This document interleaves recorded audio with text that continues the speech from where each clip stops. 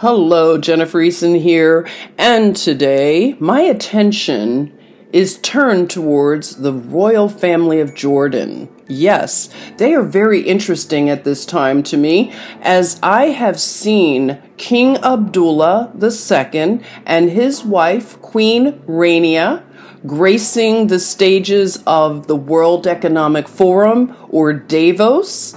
They seem to be sweethearts of these forums, and they hold a very prominent position in the Middle East.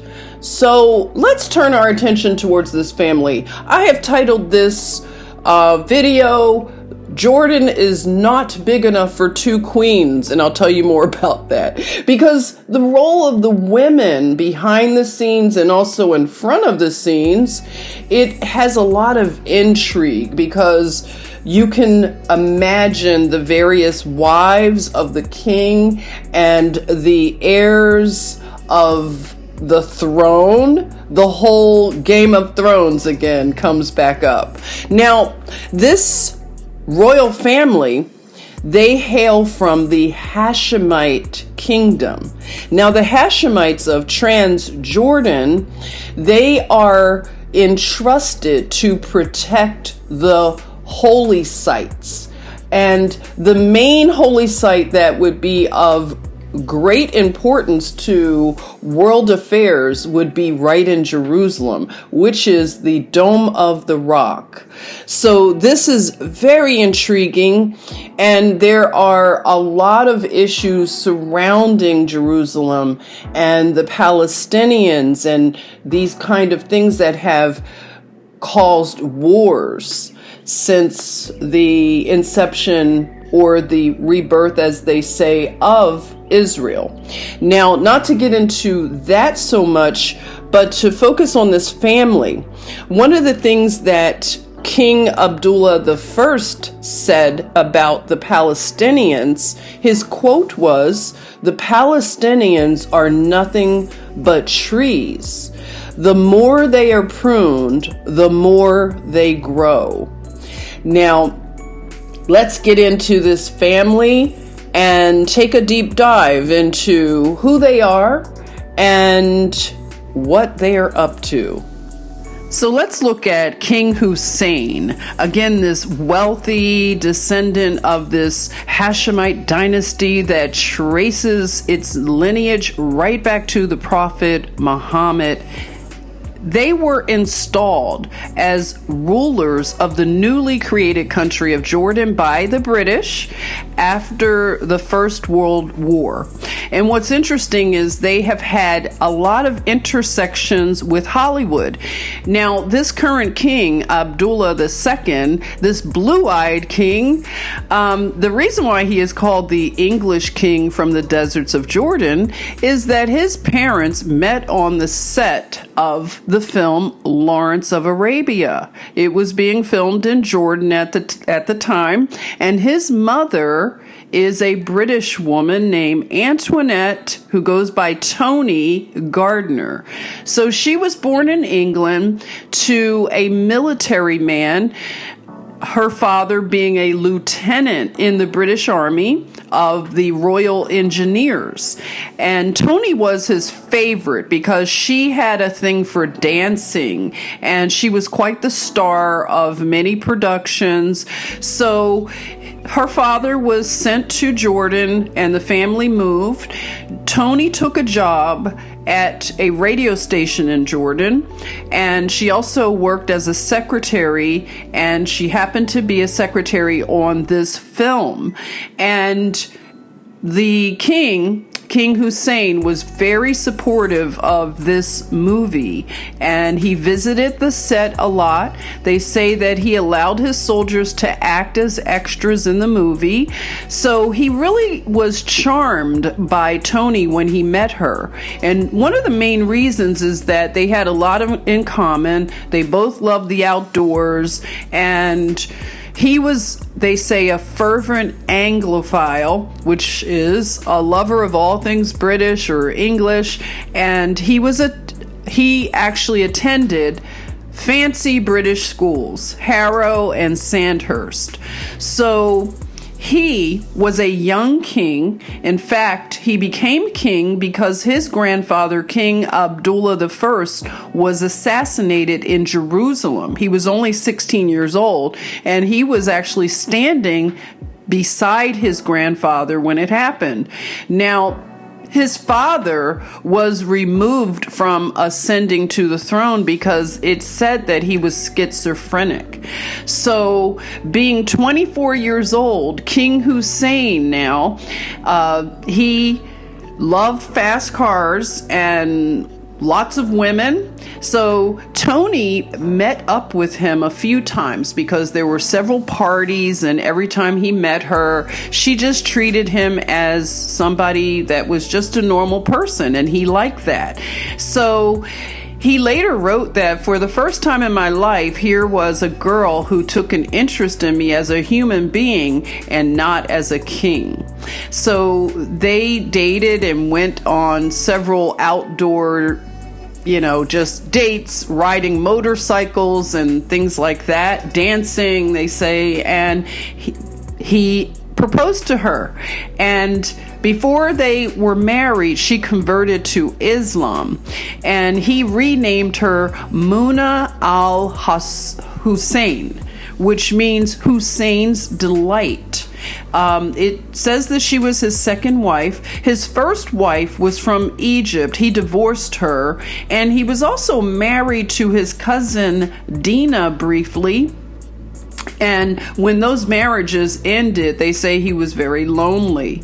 So they were married, he and Tony, who is now considered Muna. And they say that she refused to take the title of queen, although the rumors are that because of their family laws, the Hashemite royal house forbade such an act because she didn't have the right bloodline. Okay, so she was not called princess until after the birth of her son, Prince Abdullah II. Okay. Let's talk about this second Hollywood intersection with King Hussein, okay? Now, the title of this article is so wild. It is "The CIA Set Up the King of Jordan with Actress Susan Cabot, and the relationship went on to bear the love child son who would beat her to death 27 years later. JFK assassination files reveal." So it says that an agency man, ex-FBI agent, was enlisted to find female companionship during the king's 1959 trip. And King Hussein met actress Susan Cabot at a party in Los Angeles during his visit. The CIA man who set up the date is also linked to Castro assassination attempt. As a result, he was investigated in JFK probe, and those filed are now declassified. Hussein and Cabot's relationship is rumored to have produced the son who later bludgeoned her to death. Hussein may have been married to his second wife, Antoinette Tony Gardner, during their relationship. Susan starred in films such as Gunsmoke, Tomahawk, The Enforcer, and a lot of science fiction type movies, very strange, also experimental films. They say that she was an adept in the occult. And when the son was born, he had a lot of health issues, and they had a very strange relationship. The baby was born a dwarf and had to take a lot of drugs to help with the pituitary gland problems. So basically, this son, his name was Timothy Scott Roman. They had a very strange life. It sounds like she was a hoarder, and she had a very strange relationship with him. They were inseparable, it said, and she actually started injecting herself with the hormones used for the son because she wanted to remain young. Now, the weird thing about this is one of the former attorneys actually said that he called the son a failed human experiment, which is really sad. Now, the wife, or the mother rather, they said she suffered from depression and suicidal thoughts, and at the end of her life wasn't able to care for herself. Now, during the trial, the son's defense attorney produced evidence, it said, that the king of Jordan, King Hussein, actually paid this mother $1,500 a month. And this is why it is believed that this boy was the love child of the pair. Now, I don't know if it's true. This is what is stated, and they feel that because he was paying her this money on a monthly basis, that this would look like child support. What do you think? Now, what's sad about this very tragic story is that the son eventually died. Probably he, died of his illnesses and things of that nature. So now, with the mother being killed by the son and the son dying, it's not much that can be ascertained from this case, other than a lot has been hidden and redacted and things of that nature. So very odd, right?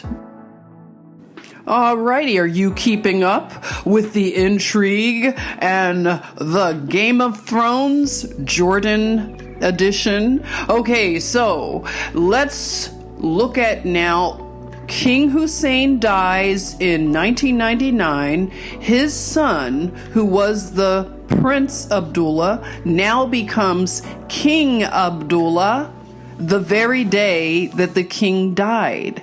Now, the king did have another wife at the time of his death. Her name, Queen Noor. And I'll get into Queen Noor in a bit. Let's talk about Abdullah. When he succeeded or ascended to the throne, Jordan's economy greatly improved, which would really makes sense since he graces stages of Davos, right? So he is being credited with increasing foreign investment, setting up special economic zones, and a lot of economic reforms that doubled the economic growth of Jordan 6% annually. And he invests directly with the Western nations and Persian Gulf nations, and this has done a great deal to increase the wealth of the nation. To his credit, the king has negotiated a free trade agreement with the United States, which was the third free trade agreement for the U.S. and the first with an Arab country. So he is a champion also for Middle East peace, and he attends lots of Arab summits, and he is a delegate for finding a solution for the Israeli-Palestinian conflict. He also gave a speech at the Catholic University in 2005 that was entitled Traditional Islam, the Path to Peace.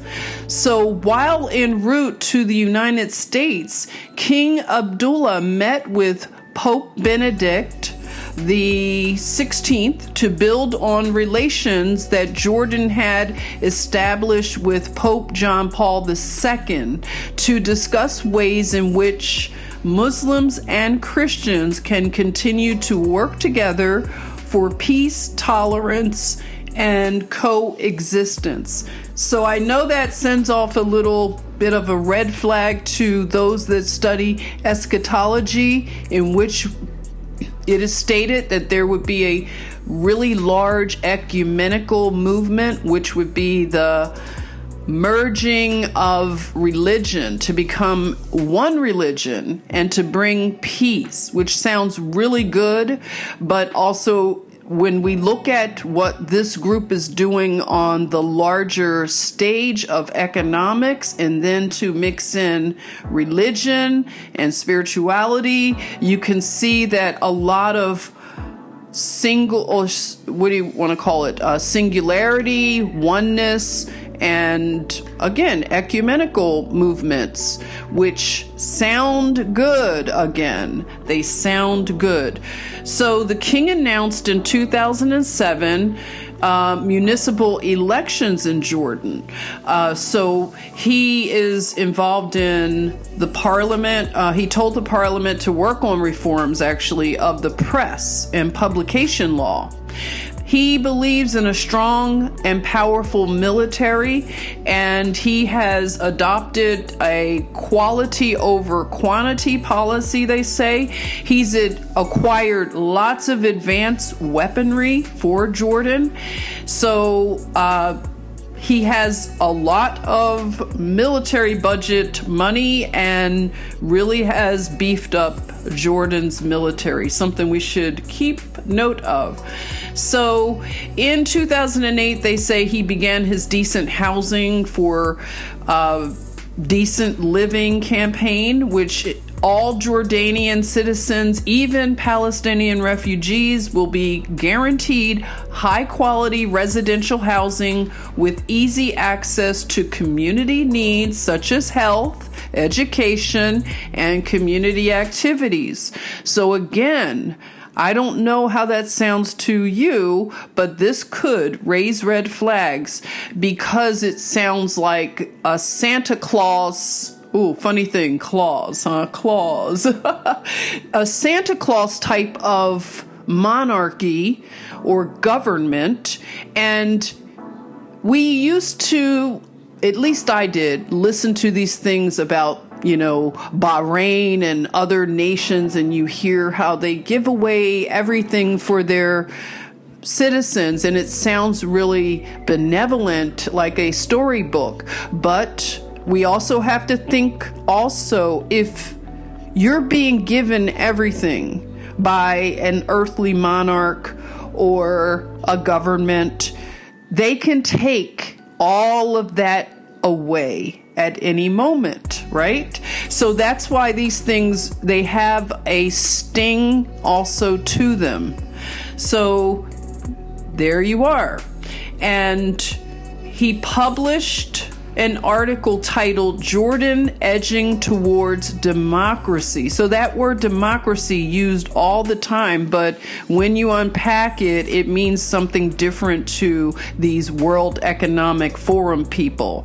So in the article, President George W. Bush urged King Abdullah, a U.S. ally, to take steps towards democracy. So let me tell you, if George W. Bush is telling you to take steps towards democracy, I would say go the other way. Do everything the opposite of what George W. Bush would tell you. That's my opinion.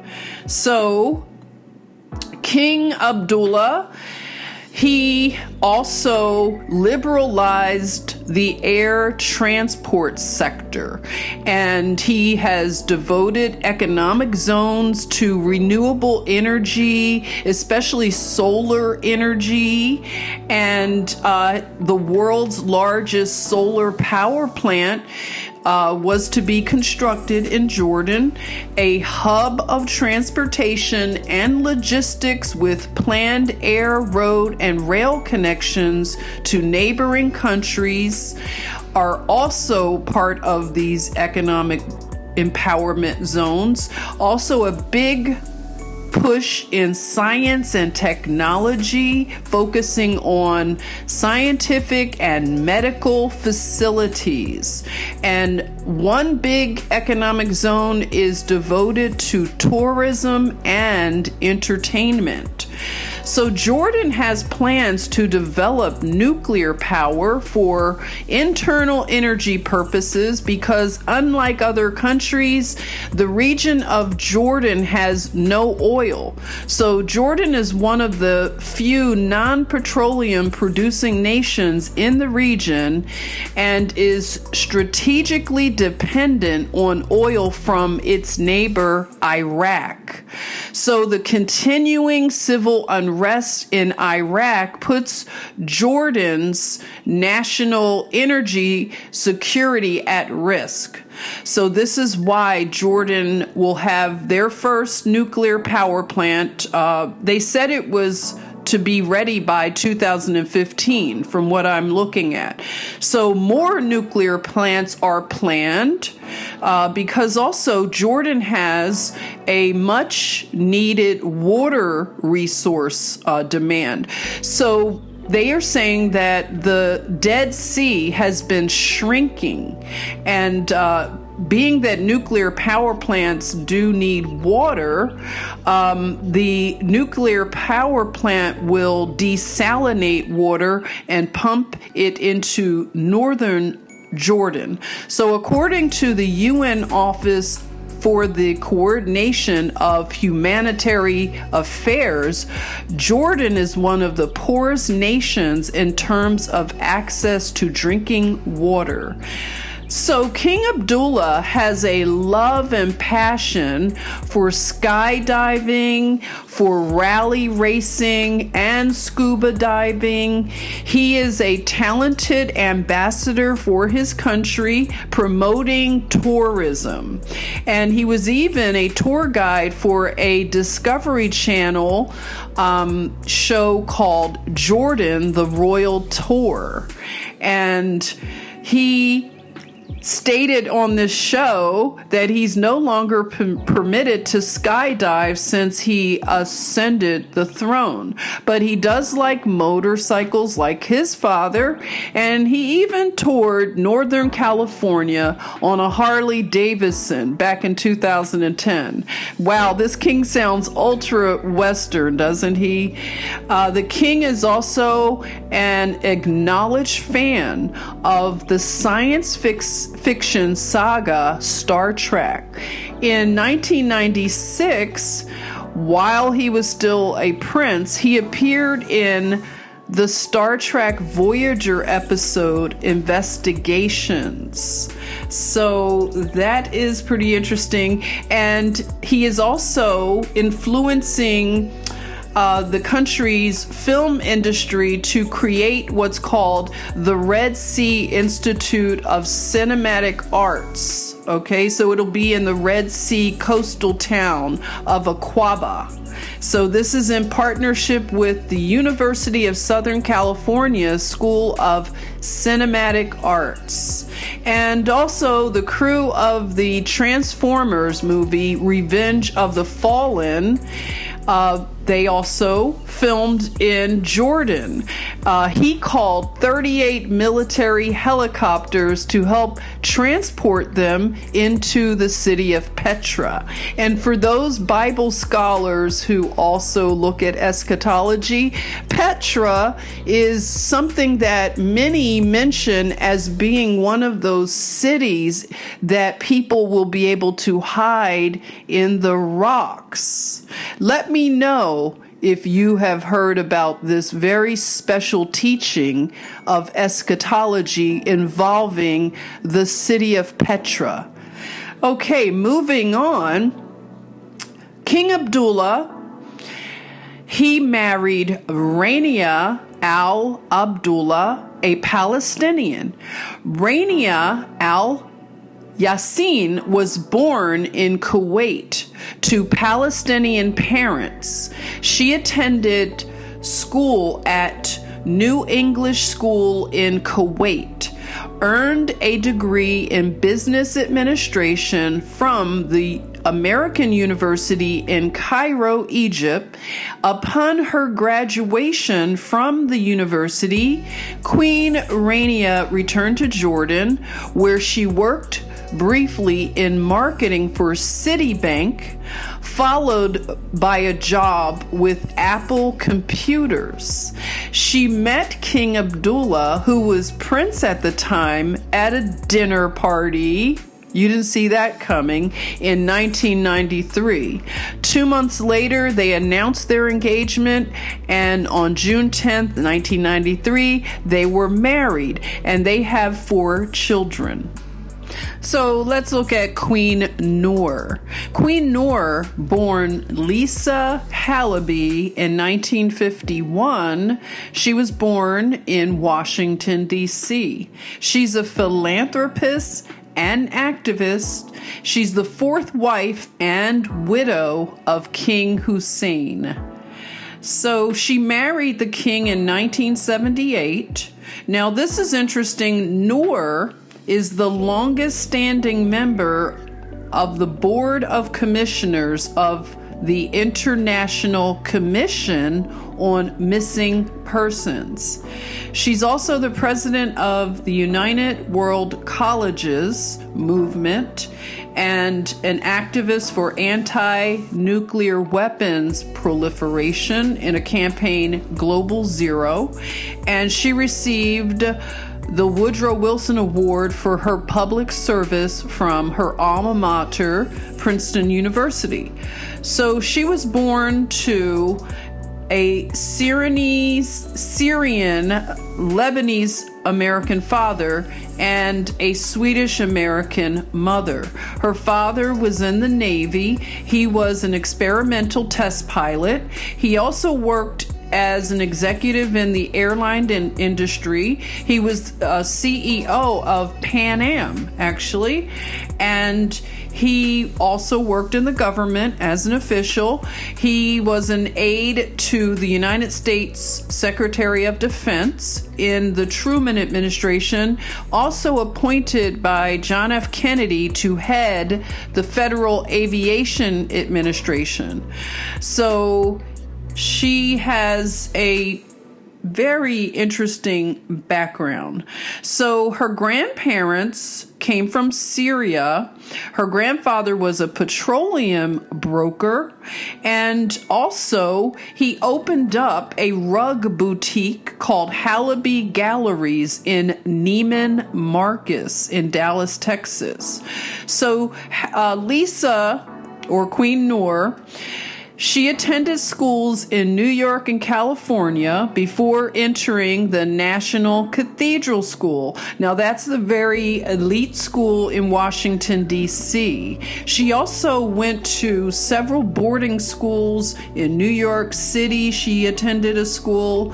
Also, Concord, Massachusetts would have been the boarding school. And graduated from Princeton University with a degree in architecture and urban planning. So she was very athletic. She was on Princeton University's first women's ice hockey team. And her thesis in school was titled 96th Street and 2nd Avenue. So she was really into urban planning. She, upon graduating from Princeton, moved to Australia to work for a firm specializing in planning new towns. And then there was an interest in the Middle East that was starting to really get big. And because of her Syrian roots, she was interested in moving to the Middle East to take a job for an British architectural and planning firm. So she lived in Tehran, Iran when she first moved to the Middle East. And she also applied to Columbia University School of Journalism.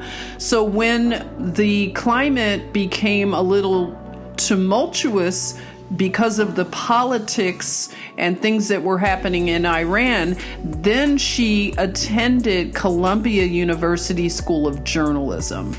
And very interesting, she also had a job in the aviation sector. She worked for Arab Air. So she was director of facilities planning and design. And at the time, they said she became friends with King Hussein because he was mourning the death of the wife, I told you, the Palestinian beauty queen, Aliyah, who died in a helicopter crash. So they became friends, it said, and the friendship evolved into an engagement in 1978. So they were married in Amman. She converted to Sunni Islam, and she changed her name was changed, actually, so he changed her name too. Her royal name is Noor al-Hussein, which means light of Hussein. So she continues to be, they say, very involved in urban planning and the economy.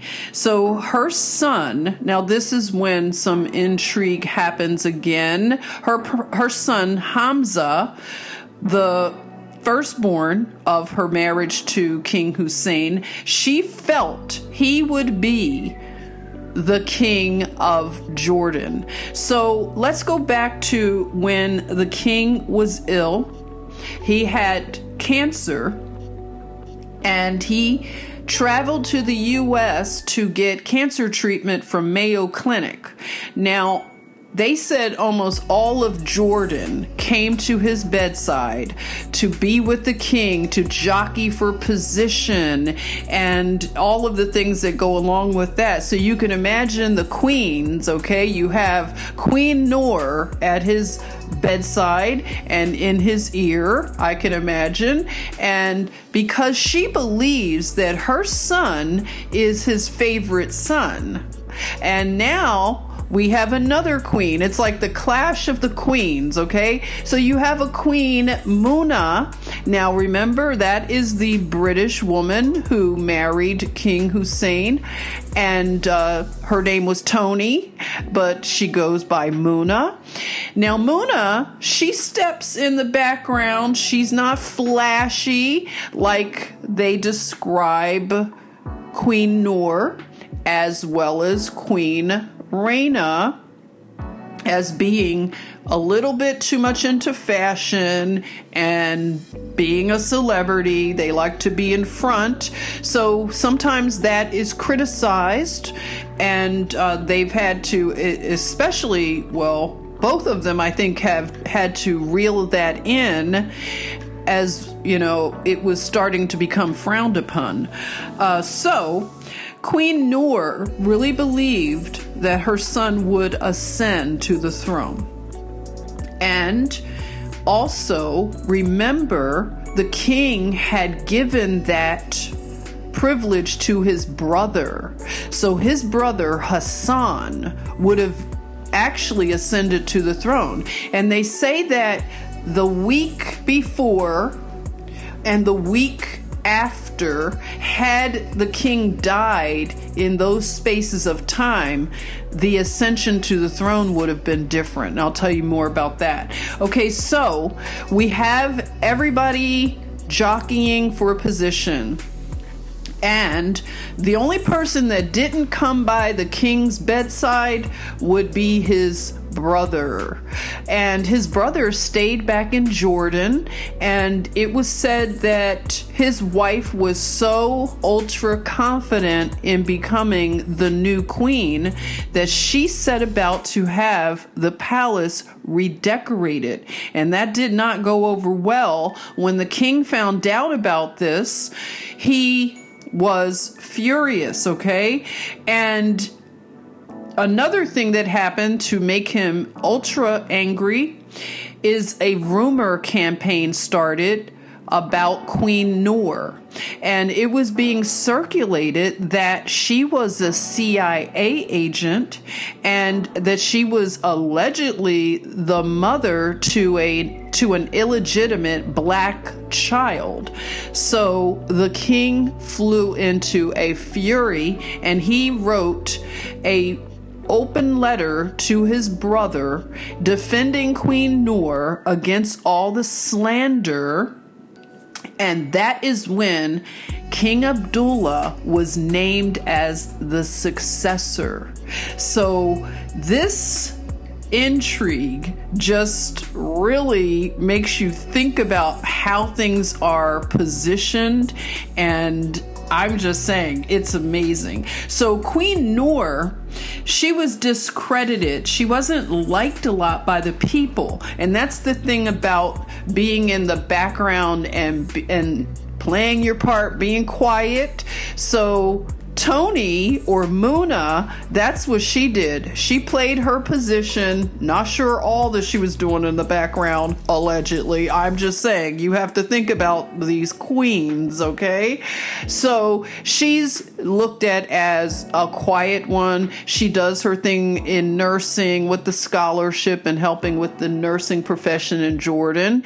And she remained well loved by the king. She never spoke ill of him after their divorce.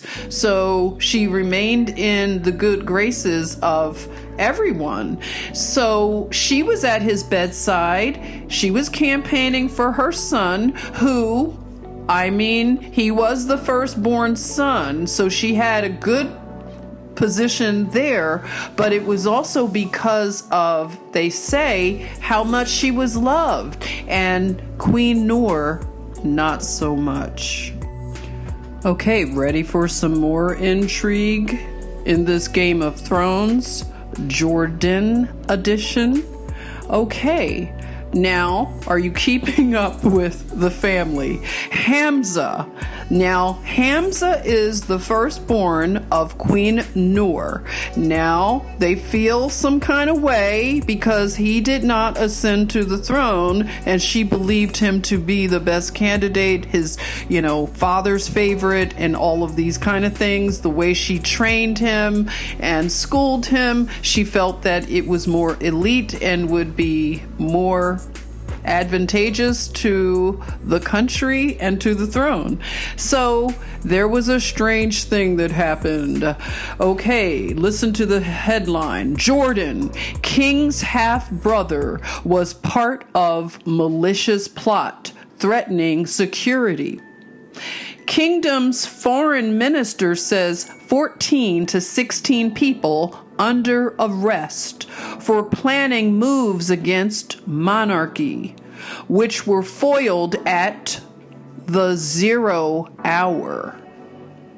A senior Jordanian official had accused the country's former crown prince, because Hamza was, a former crown prince, and that princehood was taken away from him, and the current king, Abdullah II, gave that to his son, who I will talk about in a bit. Okay, so Hamza was accused of conspiring with foreign elements in a malicious plot that threatened national security. But it was foiled, okay? And Hamza was placed under house arrest in a rare public clash between top members of the long-ruling family. So this was an unprecedented incident that raised concerns about stability in a country seen as a key Western ally in a volatile region, and drawn an outpouring of support for Abdullah. So a lot of people poured out support for Abdullah, King Abdullah, and this is something that makes you wonder, because the security, of course, of the king. Now, Queen Noor expressed sympathy for innocent victims. And she has tweeted various things like praying for truth and justice will prevail for all innocent victims of this wicked slander. God bless and keep them safe. So something's going on in this family and it doesn't look good. Looks like they're using social media, doing things, tweeting. So this is something where Hamza and Queen Noor feel that they have been done wrong. What do you think? And I don't know if Hamza is still under house arrest, but this was as of 2021. So let's look at Queen Rania a little more. She is the current queen of Jordan. Her background has been in banking as well as technology. So she is big into bringing those things to young people, but especially girls and women. So she has a whole empowerment thing. She's a mother of 4, modern young queen. And she has reined in that perception that she was the queen of handbags. And that doesn't go over real well in a country that is said to have over how many? They say more than 2/3 of the population are Palestinian refugees from the British partition days. So that's why she was criticized so heavily, and that seemed really tone deaf. I'm not sure how it's all going now, but that's something that they balance out all of the things that she does. And she works with migrants, so that's another UN type of thing. She served as global honorary chair for the UN Girls Education Initiative. So she does a lot of international forums and gatherings, and she works with refugees and migrants on that UN summit.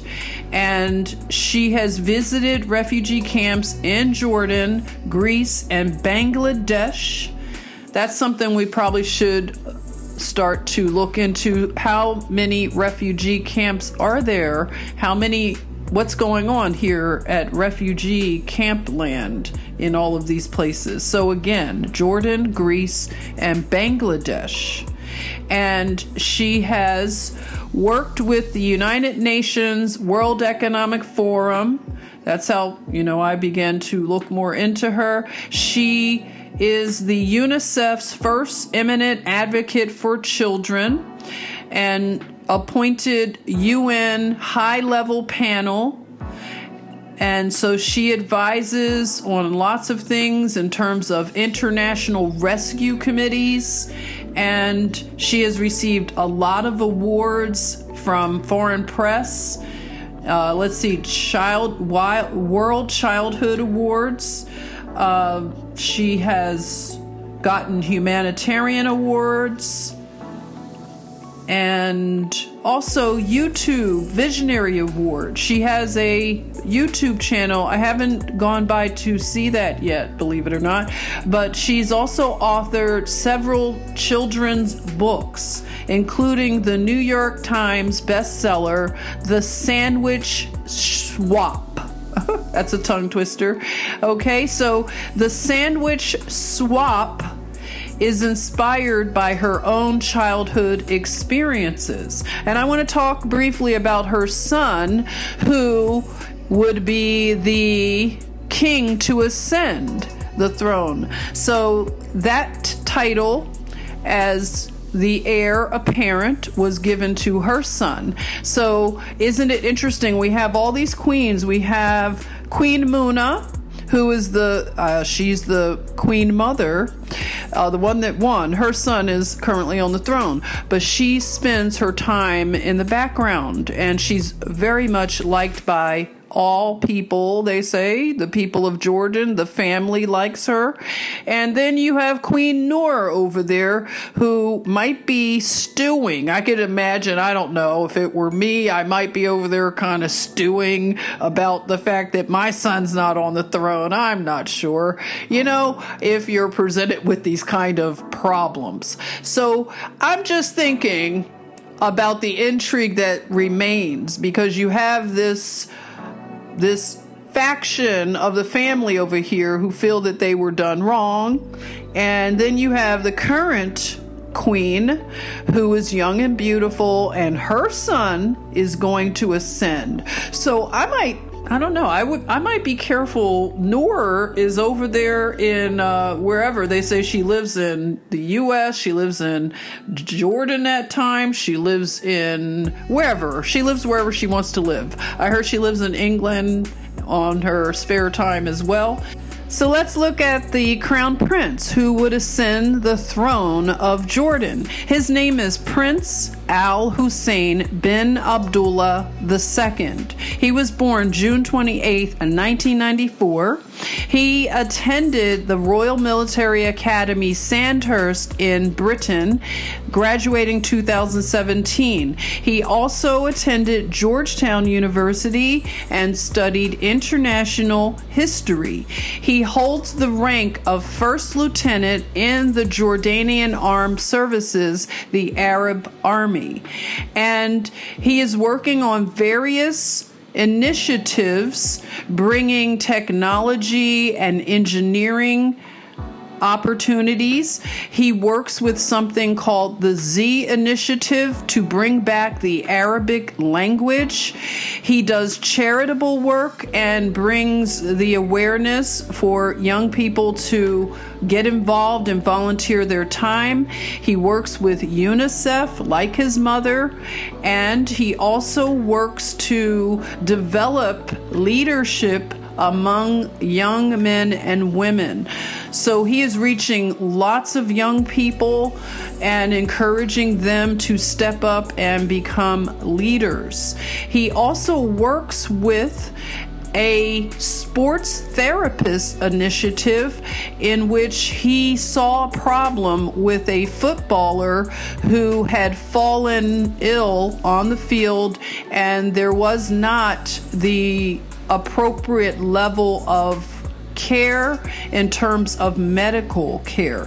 So he is working to help bring more therapists to work in the sports field.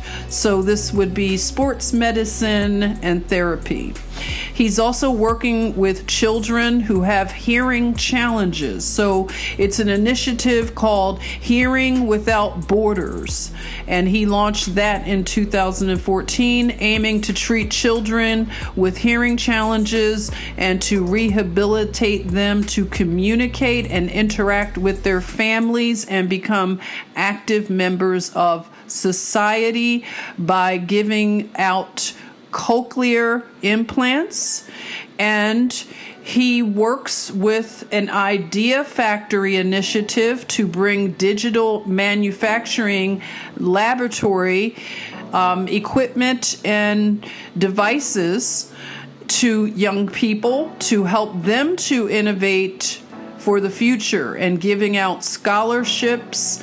And I mean, he does a lot in terms of, he has a foundation called the Crown Prince Foundation, and he works with NASA.